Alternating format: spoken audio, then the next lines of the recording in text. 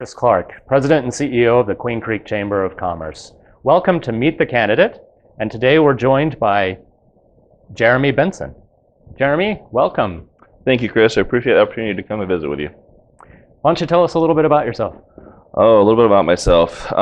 Born in Mesa, grew up in Vegas. Let's see, been in Queen Creek almost 10 years now. Have a wife and 4 kids.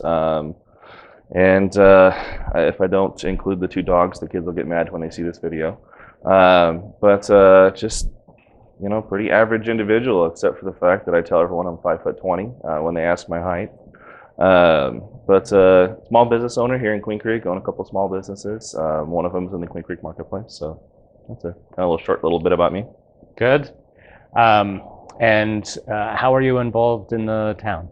What have you done? Let's see. I completed the Citizen Leadership Institute 5 years ago.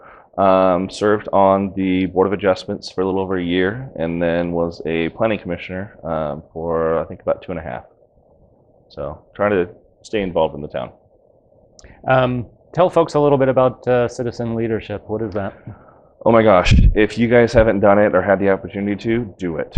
I am telling you, it's an eye-opener. It teaches you all about how the town works, the different entities in our town, all the different departments. You meet most of the department heads, you tour all the facilities. It's a 9-month course, meeting 1 to 2 times a month for about 2 hours. And I absolutely loved it and tell everyone they should do it. It really opens your eyes as to what all it takes to run a town, even one as small as Queen Creek. And so from there you got on to commissions? Yes, at the end of the class, it's really an institute, but at the end of it, they give out a questionnaire, and they ask, well, what are you interested in? Would you like to serve on any committees and boards? And I've got 12 years in construction management development experience, and so I led more towards, you know, planning commission because it plays to my strengths. But I also, I believe, filled out for the economic development because I'm a small business owner here in Queen Creek. So 2 things that, you know, I think I could contribute to. Well, they kind of had their eye on me, and they put me right in Board of Adjustments, and that's kind of the stepping stone to planning commissioner. And so you've been at planning for 2.5 years? Yeah, about 2.5 years. Unfortunately, I had to put in my letter of resignation when I turned in my packet to run for the town council race. They don't like you being in both. And so what did you do on the planning commission? So as a planning commissioner, what you do is anybody who wants to change the zoning of a parcel of land in Queen Creek, whether going from agricultural to single family homes or commercial or industrial, they have to go before the planning commission. And the planning commission, by the time they get to the planning commission, they've already worked with town staff. Staff already has a recommendation. We get packets anywhere between 10 pages and 300 pages long, depending on what case we're hearing and how much information is. We as planning commissioners go through that, decide what would be the best recommendation. Are we going with the town staff recommendation, or do we have some other tweaks that we would like to do? And so we would hear anywhere between 1 and I think I had as many as 7 or 8 cases in one evening. And basically, after a case, a planning and zoning change would come to the commission, and the commission would make its recommendation. From there, it would go before town council, and town council relies heavily on the commission to be able to weed out any potential problems and make sure everything is well within the line of what the town would want. Good. So that requires you to have a pretty good understanding then of the general plan. Mm-hmm. Very much. And so thinking of yourself as a council member, how do you view the general plan and some of those things that might be coming before you? Honestly, because of my experience as a planning commissioner, we did a lot of for instance, we did some sign changes with the signage regulations here in Queen Creek while I was a commissioner. And the town staff would bounce ideas off of us as commissioners to try to get a feel of what we thought would be best. I was fortunate having a small business, and I would love to have more signage in my business. And the restrictions are incredibly tight here in Queen Creek, and those got relaxed a little bit to help our small businesses here in Queen Creek. And after a case like that, going through that process, it's no different than town council. There's a reason that not that many years ago, there was no planning commission, and town council did all of it. So when the council, and forgive me, I don't know when it was created, but not, maybe 10, 12 years ago was actually the town planning commission was created. That took a huge burden off of town council. And I think because of my experience there, it just play right into how well I would be able to do on town council for the town of Queen Creek. So in looking at the general plan, what are your thoughts about it, and how it's laid out and its purpose in decision making? I think the town plan is awesome. I mean, look at our town. Think about if anyone's been around as long as I have, and even before I moved here, I was actually a developer here in Queen Creek. I had the opportunity to watch Ellsworth Loop be put in. I remember when you had to drive over the railroad tracks to get into Queen Creek before you could go under them. Traffic was not fun. You think it's bad now? You should have been here a few years ago. And so because of the vision and how well the town plan was put together, and it's updated every 10 years, it's because of that our town works as well as it does, especially considering all of the traffic that we receive from our neighboring cities like Santan Valley and even out to Florence. And so that brings us right into the transportation plan. How do you see the transportation plan? What's been accomplished so far, and where do you see it going in the next 5 years? And as a town council member, what do you think your priorities are going to be? My priorities are simple. Let's make this simple for people to get in and out of town as efficiently as possible. I think that's what everyone wants. Being a small business owner and being here in Queen Creek, I do run errands outside of town. But I'll be honest, I try to get back in town by 3 o'clock because after 3 o'clock, Ellsworth's a nightmare. And you can be on there a long time to go a half a mile. And so I think, what we're doing as a town thus far has been absolutely phenomenal. I have got to give town staff and our council credit for what they're doing. Them pushing through and getting the Meridian Bridge built so that they could improve the Rittenhouse Bridge. Huge foresight in making sure that we have things in place as we grow to be able to do that. I've been a part of discussions with the city of Mesa and pushing Chrisman and Meridian and Signal Butte all the way to the 24, and having that part of those discussions and understanding about the intergovernment discussions and agreements. Honestly, keep going in the direction we're going. It's hard for any member of town council to say, yes, I'm going to do this, when what it is they're a governing body, and they as a group are doing what they can to be able to provide for the residents. We are in a very unique situation here in Queen Creek. We have a lot of traffic that flows through Queen Creek that doesn't live in Queen Creek.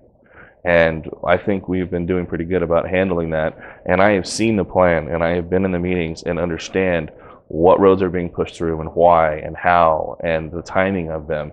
And you know what? Queen Creek's on the ball. So you brought up an interesting point. Meridian Bridge had to be constructed before Rittenhouse Bridge could be dropped, or we wouldn't have any sort of a bypass. Yeah, that would be a nightmare. That would offer some crazy congestion and a lot of traffic backup if we did not have that. I don't know if you've had the opportunity to drive on it. I live right around the corner from that Meridian Bridge. There's cars on it all the time.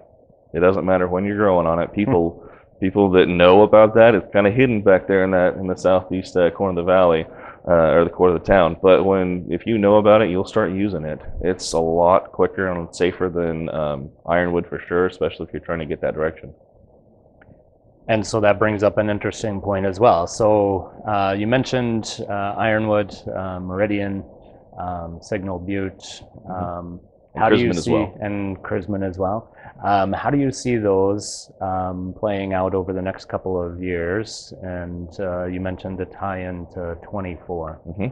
So as my understanding, the funding for the 24 is already in place. It's supposed to be starting the end of this year. I I'm not even going to dare say when it's supposed to be done because it's it's ADOT and they do what they like as fast as they'd like to. How's that? Bunch of great guys over there, but it's a big road.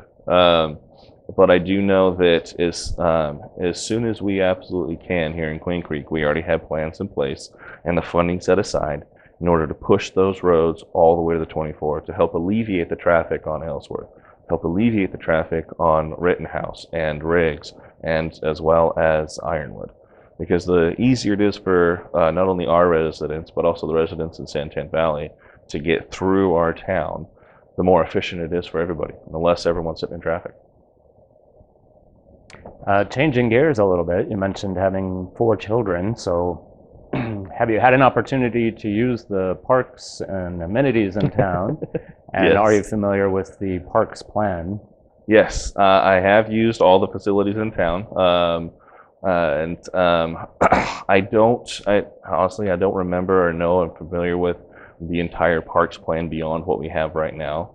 But yeah, my kids have used the parks quite extensively. What's your favorite amenity here in town? You know, when my kids were smaller, I would say the splash pad. Absolutely, hands down, great, fun family activity. My kids currently are 14, 12. I actually say 14 going on dead because he's a teenager. But 12, almost 11, and almost 7. So my kids are a little older and don't enjoy the splash pad as much. But we do like to get over to the new park over there on the west side. And what do you think about constructing parks here in the town? Parks are necessary. They absolutely are necessary. If you actually do some research on it, and this came before me as a planning commissioner, Queen Creek is about 10 to 12 years behind, and I can't remember the percentage at this point compared to other municipalities like Mesa and Gilbert. When you take population versus how many parks and even land area usage, we have very, very few parks compared to other municipalities. Do I think that we need to have another huge, massive park? No, not right now, because I think what's going to happen is as more developers build in Queen Creek, those monies will be able to set aside and are set aside for that development. That's an interesting point. So we have regional parks being built on our borders, but we tend to be short on ball fields here, and I think that's what's reflected in the study that you were mentioning. Mm-hmm.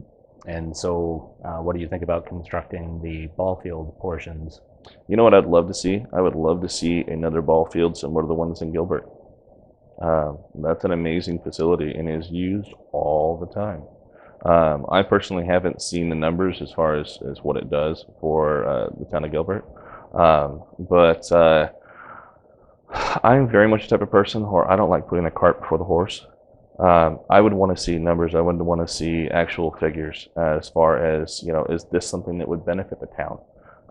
I am not in favor of building something that looks pretty, but we can't necessarily or shouldn't necessarily spend money on right now.